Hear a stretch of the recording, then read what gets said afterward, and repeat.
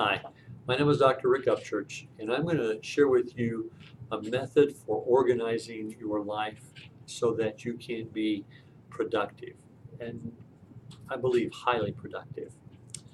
Um, this path for me to get to this place started with a list.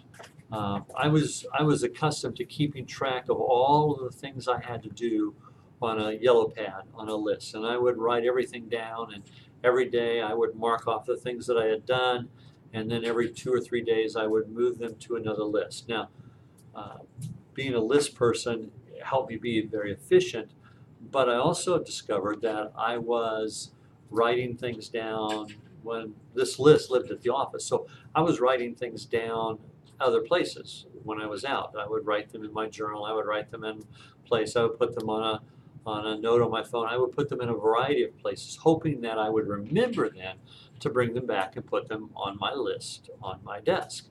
And sometimes that happened, sometimes it didn't. And then a couple of years ago, I had some major responsibilities added to my responsibility, to my life. And I knew immediately that if I was going to continue to do what I had been doing, that I was going to have several of these items fall off of the list, fall into a crack, and not get done. And that was something that I really wasn't personally able to accept. And so I had to figure out a way. What am I going to do to be able to get everything done and get it done appropriately? And I began to do some research. And I discovered a program called Todoist, Todoist. You can find it online at todoist.com, todoist.com. And you can download a desktop version there and set it up. In fact, it's easiest to set up the first time there, but it's also cross-platform, so you can download an app to your mobile device and have it there as well. And there are several things that I like about Todoist. First of all, it's free. There is a paid version, but you don't really need the paid version. There are a couple of benefits that you may choose to say, you know, this might be worth it for me, but that's not really a necessity. So free is good. Free is always good. Second, it's cross-platform, which means that I can have it with me on my phone wherever I'm at. Not only is it on my desk in my office, but it's anywhere I sit down at a computer. It is anywhere that I have my phone or my tablet. All of that is together in one place and very easy for me to access, to see what I have to do, but also to add. And there is the key part. Being able to add things to the Todoist on the fly is huge. And Todoist, interestingly, also works with Google Assistant and Alexa, so you can ask them to add things to Todoist as well, and they will put it on there.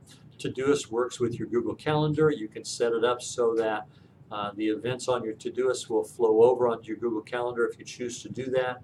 So there's a really beautiful synthesis of all of these pieces, which makes you then very capable of being highly productive.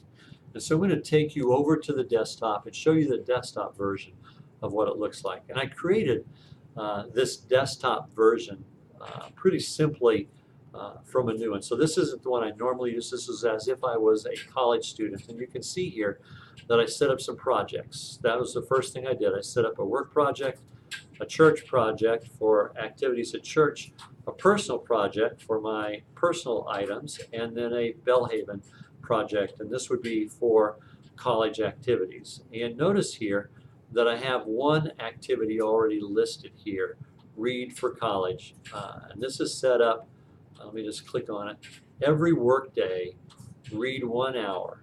All right, now that's important because that reminds me that I have every day, and what I normally do on my desktop version is keep a tab open at the very top. I keep one of the tabs on my browser open to Todoist.com, and I consult that frequently just for what's going on today. Right, here's my Today tab. So I here see that, Read for College 1 hour. Do my devotions. I could add here every Saturday, do homework. Now that's not the reading, that's actually the writing assignments. But I put in there for every Saturday, I'm going to assign it a project, Bellhaven, I'm going to give it a priority and put that in, and I'll hit enter. Notice it'll go away because it's not Saturday. Today's Monday. And it will show up over in this tab next 7 days. I normally leave it on this one so that it's easy to see. And you notice I put devotions in here, and I did the same thing. Every day I put in devotions. And the reason for that is I sometimes allow myself to get too busy. And so I put that there as well. I can put other tasks, and I'll go down here and show you personal, like get groceries, pay the car payment. I already talked about the devotions. Let's see, church. And I put a thing in here about going to church.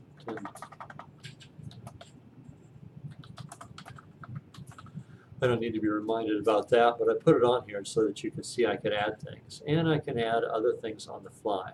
Like I say, I normally keep it on today. When I finish something, I check it off, like so. It's gone.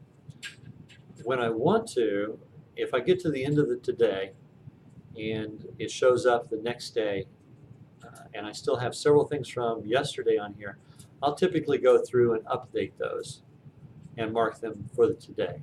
So I never allow anything to accumulate, and I always work off of this to-do list.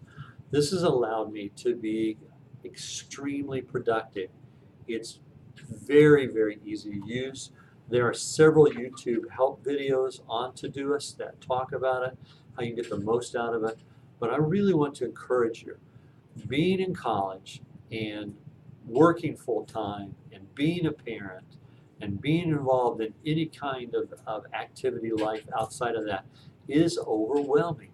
And it's very possible that you could allow things to fall into a crack. This will help you, and I encourage you strongly to give it a chance and see the benefit that Todoist can really make for your life.